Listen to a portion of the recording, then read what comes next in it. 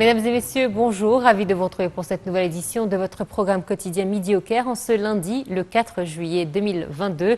Sans plus tarder, commençons donc cette édition par les nouvelles de la présidence. À l'issue de la mise en service de ce premier train léger, le président Abdel Fattah el-Sisi a tenu hier une conférence de presse au cours de laquelle il a eu un dialogue ouvert avec les grandes figures médiatiques.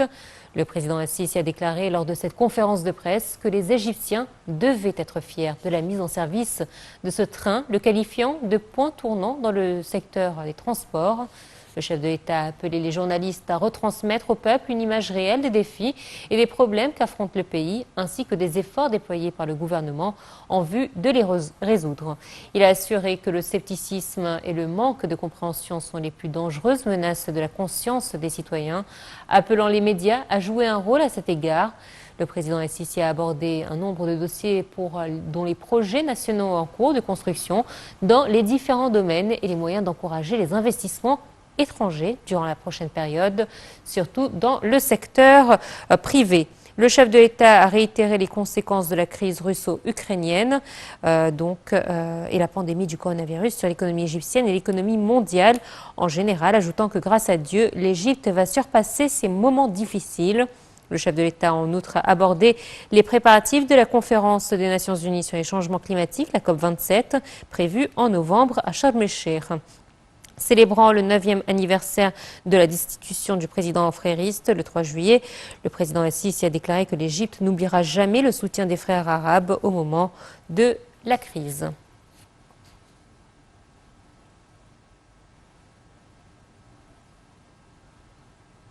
Juste avant, le président Abdel Fattah el-Sisi a assisté hier matin à la mise en service du premier métro léger électrique à la gare Adli Mansour, la plus grande gare de correspondance au Proche-Orient. La ligne de métro léger commence par l'arrêt Adli Mansour dans la région Es-Salem et se termine par la station de la culture et des arts dans la nouvelle capitale administrative. Le projet a coûté au total 227 millions de dollars. Je vous propose de voir tout de suite un commentaire. Le président Abdel Fattah el-Sisi a inauguré hier la grande gare centrale de Adli Mansour qui comprend différents moyens de transport en commun, dont la première phase du métro léger. Celle-ci comprend 12 stations pour un total de 22 trains. La ligne du métro léger commence par la station de Adli Mansour dans la région Es-Salem et se termine par la station de la culture et des arts dans la nouvelle capitale administrative. Le projet a coûté au total 227 millions de dollars.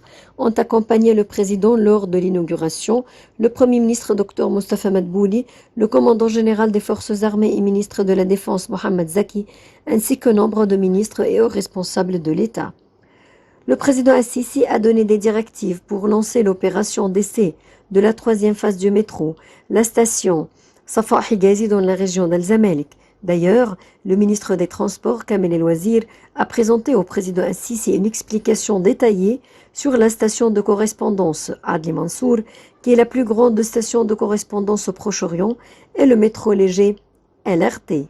El-Wazir a indiqué que la station comprend 7 moyens de transport, avec 4 moyens électriques. Le chef de l'État a également écouté une explication du ministre des Transports sur le train électrique léger, qui est le plus moderne des systèmes de transport à la gare de Adli Mansour. Au cours de sa tournée d'inspection à l'inauguration de la plus grande gare centrale, le président el-Sisi a d'autre part pris le train pour marquer le début de sa mise en fonction. Le président est monté à bord d'une des wagons à la gare centrale de Adli Mansour. Le ministre des Affaires étrangères Samar Shoukry a tenu une conférence de presse avec son homologue autrichien Alexander Schallenberg à l'issue d'un tête-à-tête au Caire. Il a déclaré avoir examiné avec son homologue un nombre de dossiers régionaux ainsi que la crise ukrainienne. Retour sur cette rencontre. Le ministre des Affaires étrangères Samar Shoukry a tenu hier une conférence de presse avec son homologue autrichien Alexander Schallenberg. Au terme de leur discussion au Caire, M. Shoukry a déclaré qu'il s'est accordé avec M. Schallenberg sur la signature du contrat de la fondation d'une usine pour la fabrication des rails de chemin de fer, ce qui va de pair avec l'intention de l'Égypte de rénover l'infrastructure ferroviaire. Le chef de la diplomatie a d'autre part demandé le soutien de l'Autriche à la cause du barrage de la Renaissance au sein de l'Union européenne. M. Shoukry a annoncé que les relations égypto-autrichiennes sont profondes et étroites, ajoutant avoir examiné avec M. Schallenberg un nombre de dossiers régionaux ainsi que la crise ukrainienne. M. Choukri a expliqué que les pourparlers avec Schallenberg portaient sur des questions régionales d'intérêt commun, dont la principale est la question palestinienne et la situation en Syrie et en Irak, ainsi que la question de l'immigration clandestine et les moyens de la lutte contre le terrorisme. Pour sa part, le ministre autrichien des Affaires étrangères a affirmé que l'Égypte est un partenaire majeur, non seulement pour l'Autriche, mais pour l'Union européenne dans son ensemble, et que les pourparlers bilatéraux ont porté sur la crise alimentaire mondiale résultant de la guerre russo-ukrainienne. Il a poursuivi que le débit du Nil n'appartient à un pays spécifique et aucun pays ne devrait le posséder, et que l'Égypte a pleinement le droit d'obtenir sa quota de l'eau du Nil. M. Schallenberg a dit aspirer à travailler avec l'Égypte dans le cadre de la COP27, prévue en novembre prochain à Sharm el-Sheikh, notant qu'une session de pourparlers bilatéraux a débuté hier sous la présidence du ministre des Affaires étrangères Sameh Choukri et son homologue autrichien Alexandre Schallenberg pour discuter des moyens de renforcer la coopération entre l'Égypte et l'Autriche, en particulier dans les domaines politiques, économiques et des investissements. Le ministre des Affaires étrangères, Sameh Choukri, s'est rendu hier soir à Londres pour inaugurer le premier conseil de partenariat entre l'Égypte et le Royaume, a indiqué le ministère égyptien des Affaires étrangères dans un communiqué co-présidé par M. Choukri et la secrétaire d'État britannique aux Affaires étrangères au Commonwealth et au développement, Elizabeth Truss. La réunion du Conseil abordera les consultations politiques entre les deux parties et les questions économiques, ajoute le communiqué.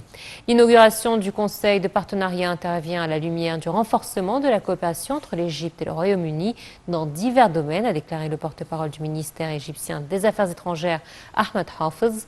L'ambassadeur a ajouté que Choukri tiendra plusieurs réunions bilatérales au cours de sa visite dans le cadre du renforcement des consultations entre les deux parties.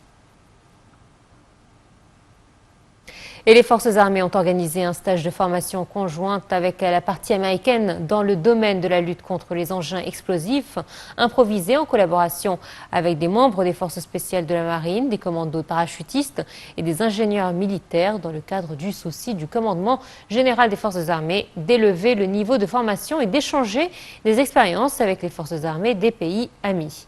La formation comprenait des activités théoriques et pratiques sur les dernières méthodes de traitement des engins explosifs improvisés et sur les moyens de les combattre. La formation s'inscrit dans le cadre du renforcement des relations de coopération stratégique entre les forces armées égyptiennes et américaines dans de nombreux domaines militaires.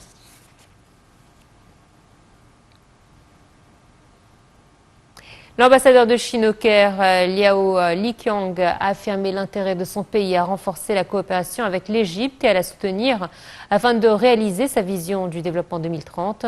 L'Égypte est un important pays en développement et émergent et un partenaire stratégique pour la Chine qui accorde une grande importance au renforcement de la coopération avec elle et soutient son rôle dans la réalisation de la vision de 2030 pour le développement mondial, a affirmé le diplomate chinois.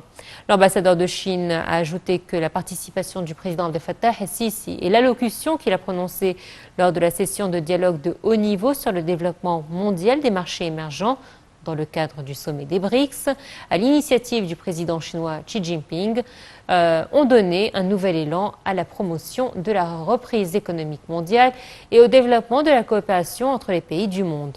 Lors d'un point de presse, l'ambassadeur chinois a décrit l'Égypte comme un pays arabe et africain important pour la Chine, ajoutant que celle-ci est le principal partenaire commercial de l'Égypte depuis 8 ans consécutifs.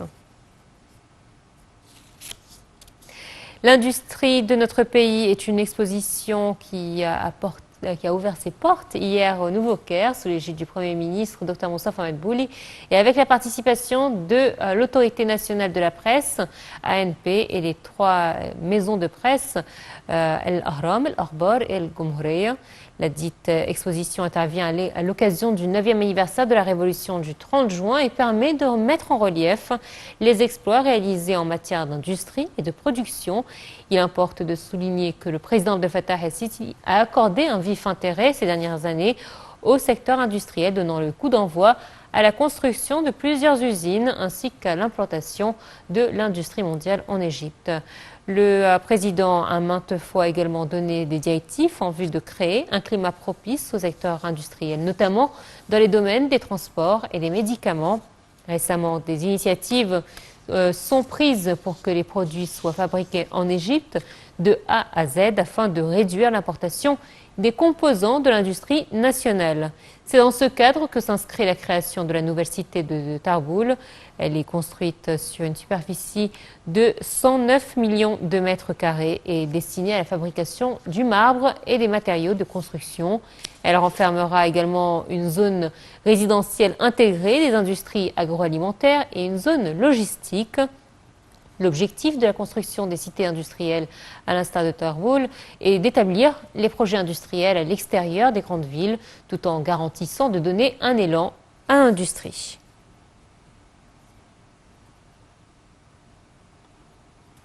La ministre de la Coopération internationale, Rania Al-Mashot, a affirmé que son ministère poursuivait ses efforts avec les partenaires du développement multinationaux et bilatéraux pour promouvoir des financements innovants de manière à renforcer l'action climatique, appelant l'Institut de la finance internationale, IFI, à promouvoir la coopération à cet égard.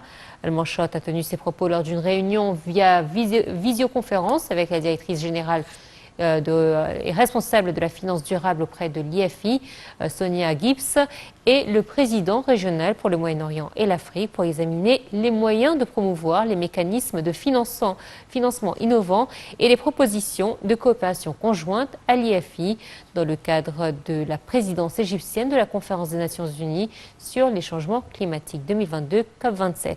Pour sa part, Mme Gibbs a indiqué que l'IFI saluait le soutien des efforts de l'Égypte pour abriter la COP27, notamment à la lumière de sa grande importance au niveau mondial, ajoutant que la COP27 représentait une grande opportunité pour l'Égypte de faire un exposé sur ses réalisations et ses projets dans le domaine de l'action climatique.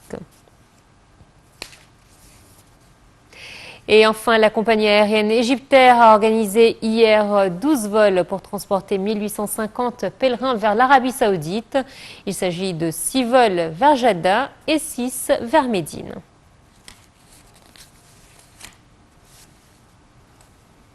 Et en rappelant bien évidemment que le premier jour de l'Aïd ou du Grand Bayram se tiendra samedi prochain. Donc bonne fête à tous les musulmans du monde entier. Voilà, c'est ainsi donc que prend fin cette édition. Merci à vous, merci de votre fidélité. Très bonne suite de programme sur Night TV International. Au revoir.